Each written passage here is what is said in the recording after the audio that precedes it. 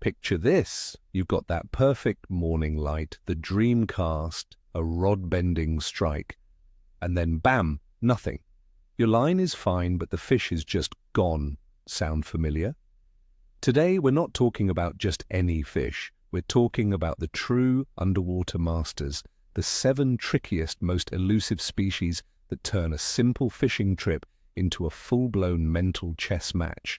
And I guarantee by the end of this video, you're going to learn their secrets and finally understand why 99% of anglers head home empty-handed trying to land these giants. You might even recognize the exact fish that absolutely schooled you last weekend. So what exactly makes a fish tricky? It's not always about size or sheer fighting power, it's intelligence, phenomenal senses, and most importantly, the ability to learn. These fish don't just react on instinct, they analyze the situation. They remember specific lures that got them in trouble before. They recognize the sound of a sinker dropping near their cover, and they can even associate a shadow overhead with danger. Their cunning is the product of millions of years of evolution, where the fittest didn't just mean the strongest, it meant the smartest and the most cautious. Our list today is a compilation of these aquatic, intellectual heavyweights, and every single one demands a specific strategy and, frankly, a lot of respect. Kicking off our list, we have a true river sprinter, the eagle-eyed asp. Most anglers know the asp for its famous boil or bust, when a pack of these silver torpedoes violently crashes into a school of baitfish with a deafening splash. It's a mesmerizing sight, but it's also highly deceptive. You might think the fish has lost all caution and is an easy catch, but that's the biggest mistake you can make. While hunting in that surface frenzy, the asp is actually in a state of maximum concentration. It's attacking its prey, yet its phenomenal vision is simultaneously scanning everything, including the shoreline. It can spot a clumsy movement from the angler, the flash of a reel, or an unnatural rod movement from distances of 50, even 100 yards away. This leads us to the asp's first secret, its ability to function simultaneously as an aggressive hunter and an extremely cautious observer. It creates the illusion that it's readily available while remaining virtually invulnerable to the unprepared fisherman who decides to sneak up close. Following up on the asp's vision, it's crucial we understand how they perceive their environment. It's not just about seeing silhouettes, they pick up on the fine details. That bright clothing, maybe a neon jacket against the green bank, isn't just a smudge, it's a serious alarm signal.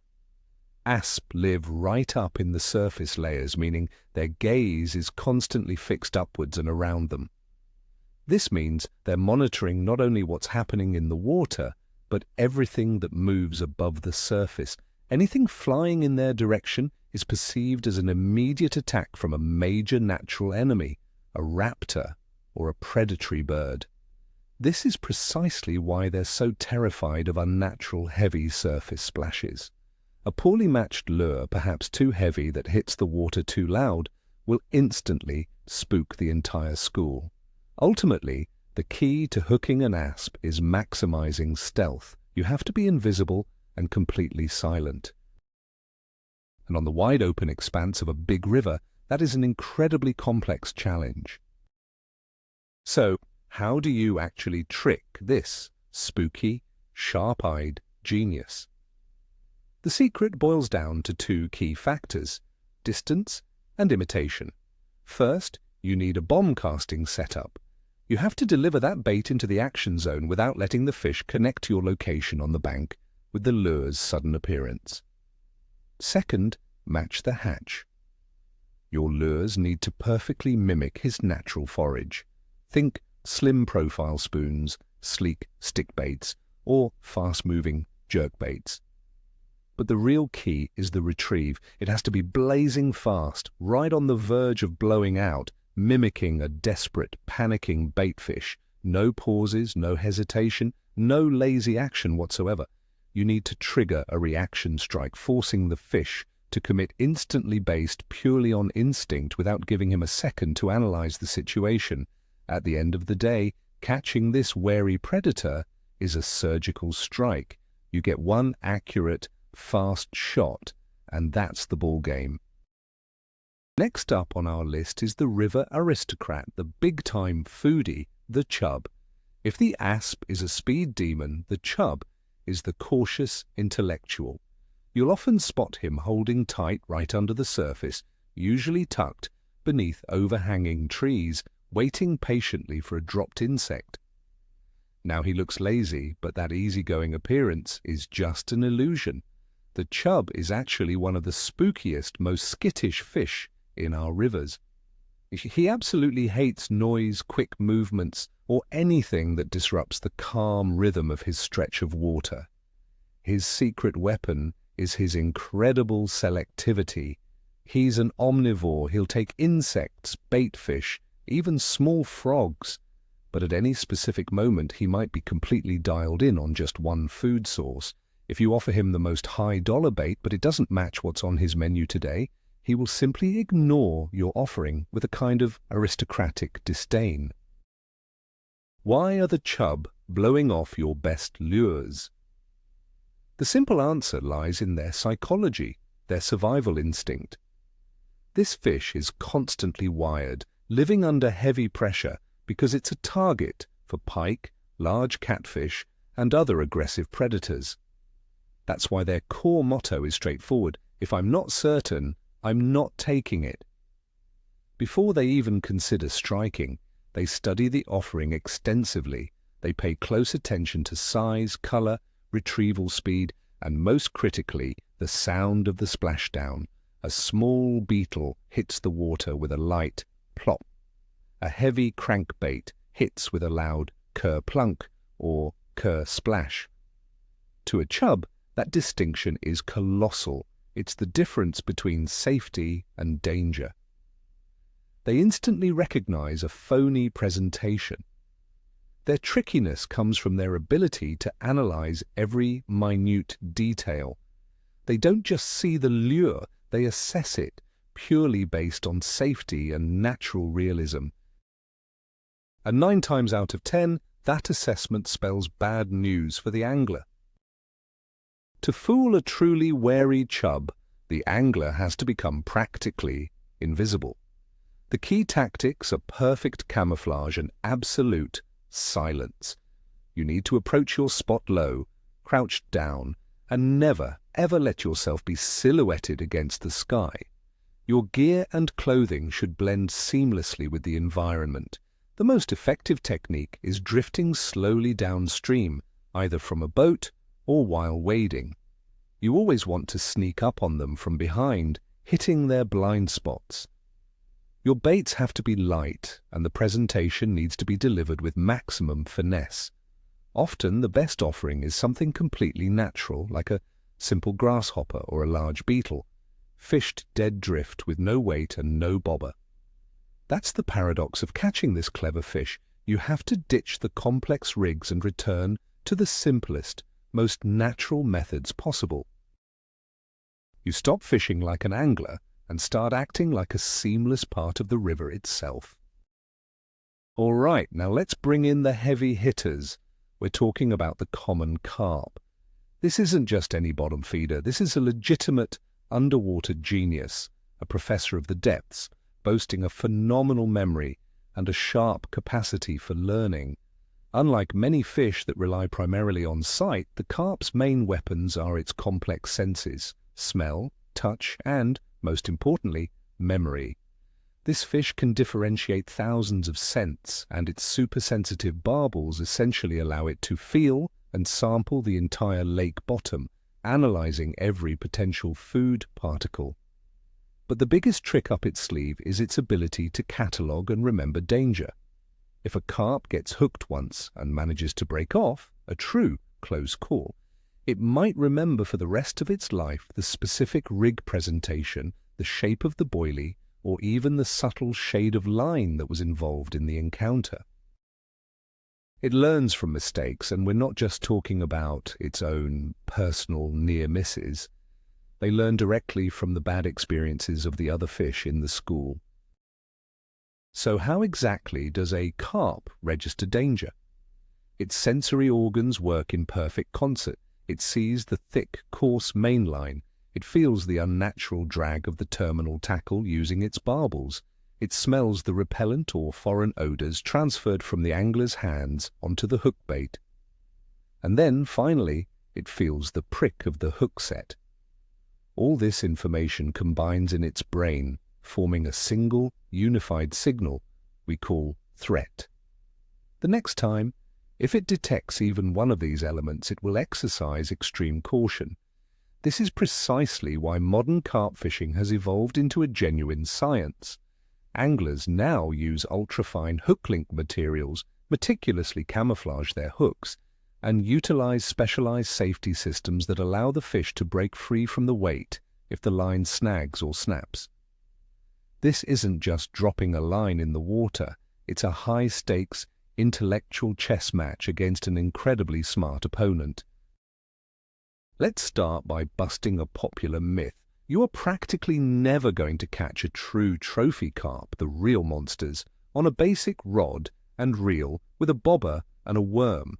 Sure, the little guys, the stockers, they aren't nearly as wary, but we're talking about the true giants here, the old professors weighing 20, 30 or 40 pounds and up. These fish have been around the block. Their life experience is massive. They've seen every bait and rig known to man. Their cunning is legendary. They've figured out how to fool even the most advanced modern setups. For example, a big carp might gently suck in and spit out the bait multiple times, constantly checking if it's tied to anything. They do this with unbelievable subtlety, so gently that your bite alarm on the bank won't even make a peep. Only after they are completely convinced it's safe will they commit to swallowing the bait. If they feel the slightest hint of drag or unnatural tension, however, they simply bolt. It's a proven fact, we even have underwater footage to back it up, that carp actually communicate with each other. Every school has its oldest, wisest fish, the real scouts. They are the ones who hit the baited spot first and gently sample the chum. If they detect anything suspicious, the whole damn school spooks and bolts immediately. But that's not all. There are documented cases where big carp figured out how to use the weight of the sinker to throw the hook. They use a sudden, violent head shake, leveraging the inertia, and the hook just pops right out of their mouth. This tells you their intelligence level lets them move past, just avoiding danger. They actively fight back using physics. Landing one of these fish, man, that's like beating a grandmaster at chess. We're leaving the big rivers and lakes behind, dropping down instead into the small, cold, forested mountain creeks.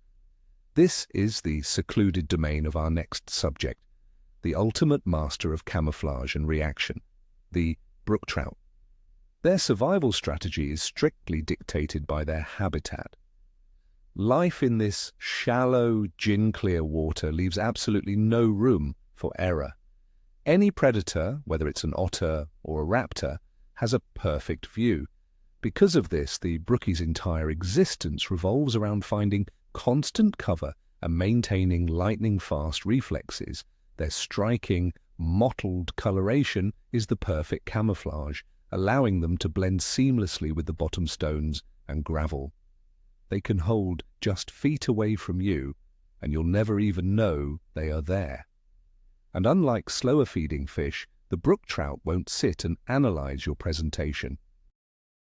They have mere fractions of a second to determine if your artificial fly is the genuine article.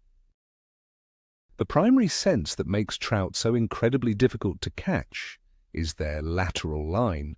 It acts like a natural radar system, picking up even the slightest shift or vibration in the water column. A careless step on the stream bank, even 30 feet away, creates tiny soil vibrations that transmit directly into the water. To the trout, that sounds like a catastrophic earthquake, They bolt instantly for cover, a clumsy presentation, the shadow of your fly rod falling over the stream, or even your own profile, and these are all immediate danger signals. The fish won't stick around to figure out the source. Their instinct, honed over millennia, screams one word: escape. That's why fishing for wild trout is truly the ultimate art of stealth, the discipline of moving and casting like a phantom. When you're fishing for wild stream trout, the rule is almost always one cast, one shot. You spot that prime holding water, a deep pool, a boulder pocket, or a piece of downed timber. You prepare meticulously, calculating the exact trajectory to ensure your fly or lure lands dead center on the target. You truly only get one attempt. If the cast is precise and the presentation looks natural, you might get an instant explosive strike.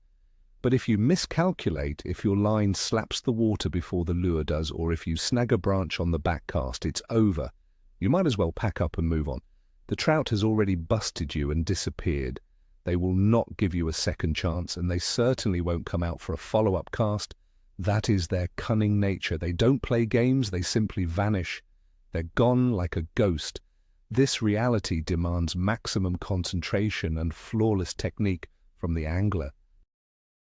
Now let's head deep into the rugged wilderness of Siberia's wild rivers. We're chasing the apex predator there, the king of the north, the taimen.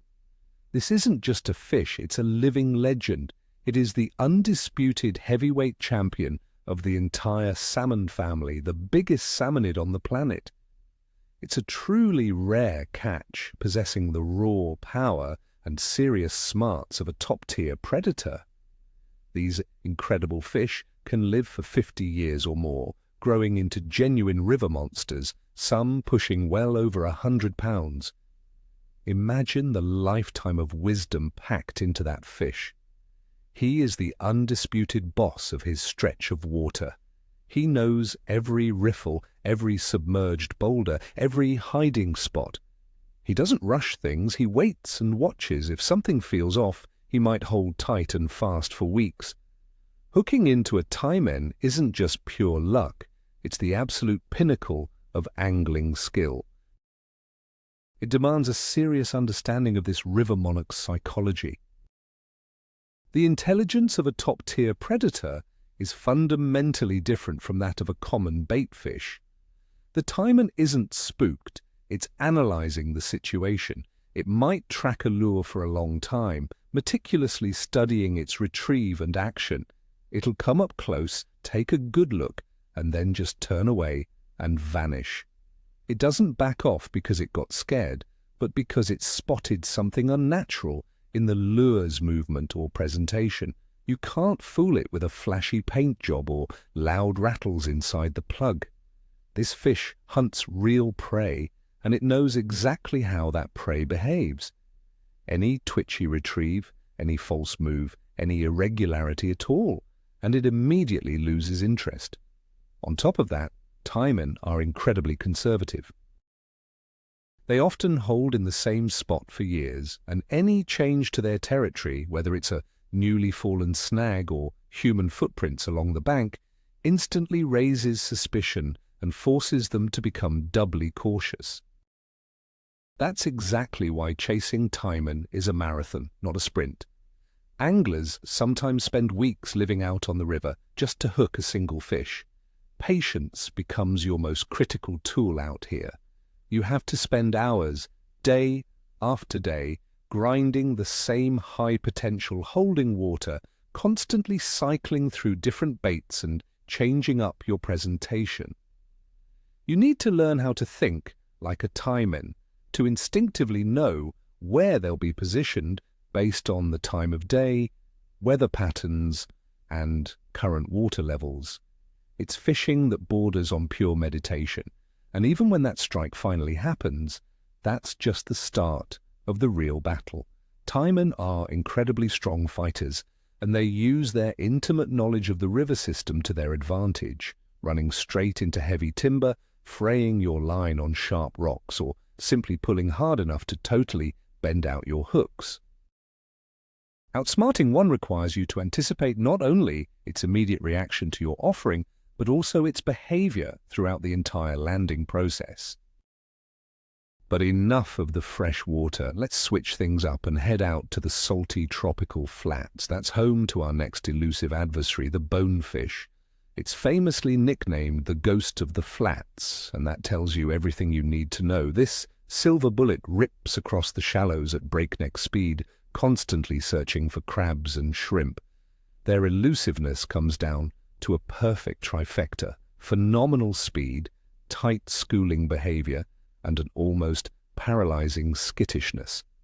A school of bonefish operates like a single, unified organism, hundreds of eyes constantly scanning the water for threats. If even one fish detects danger, the entire group instantly bolts, hitting speeds up to 37 miles per hour, leaving nothing behind but a telltale puff of mud. Picture the scene. You're standing waist-deep in gin-clear water, the sun beating down on you. The depth is barely a foot, maybe 12 to 16 inches. You have to spot the fish before it spots you. Its silvery body virtually disappears against the white sand bottom. Often, the only thing that gives it away is its shadow. Now that you've finally spotted it, you need to make the perfect cast, but the margin for error is zero. If the fly, usually a small shrimp pattern, lands too close, you'll spook the fish instantly. If it lands too far, the fish won't even notice the offering. If your fly line hits the water too hard, the entire school will vanish in the blink of an eye. This requires next-level precision and absolute delicacy. Targeting the bonefish is the ultimate test of skill and mental fortitude. But even the mighty bonefish feels like a warm-up compared to our final contestant. Meet the permit. Among flats fishermen, the permit is universally considered the holy grail. It is, without question, the hardest, the most finicky, and the most unpredictable fish in the entire ocean. It has all the qualities of a bonefish, the blistering speed and the extreme caution, but dialed up to an absolute, exponential degree. Add to that vision that guides swear is better than an eagle's. A permit can scrutinize the smallest details of your fly or lure and spot a fake immediately, but its ultimate challenge is its phenomenal selectivity. You might find this fish surrounded by hundreds of crabs its favorite meal, but if your artificial imitation is off by even a millimeter, or if your presentation is flawed, it will simply ignore the offering completely. Unlike some of the other fish we chase, the permit seems to have a serious attitude problem. One day they're keyed in on a specific crab pattern, and the next they want something completely different. There are days when they just refuse to eat altogether, despite the flats being absolutely loaded with groceries. You can put 50 perfect casts right on their nose with the perfect fly, and they'll just cruise right by. They might approach the fly, stare it down for ages, almost take it, and then at the last possible second, turn away with absolute disdain. No one, even the top scientists, truly understands what goes on inside the brain of a permit. Even the most seasoned guides who have worked these waters their entire lives will tell you that landing a permit is 90% luck and only 10% skill. But it's this exact kind of unpredictability that makes the permit the most sought after and easily the trickiest trophy fish for thousands of anglers around the globe. Here they are, the 7 fish we're calling the Elite 7, ranging from tricky freshwater species all the way up to the highly sought-after ocean permit. Every single one of these isn't just a trophy, they are the ultimate proving ground for any dedicated angler. They test your patience, your skill set, and your ability to think 3 steps ahead. Their cleverness isn't malicious, it's just a finely tuned survival mechanism honed over millions of years of evolution. Landing a fish like this isn't just a victory, It means you successfully decoded and outsmarted nature itself. This is the kind of angling experience that sticks with you forever. Hey, thanks so much for sticking around and watching the whole video. If you learned anything new today, please hit that subscribe button and smash the like. And now for the big question. What is the trickiest, smartest fish you have personally tangled with? Sound off in the comments below. I'd really love to read your stories.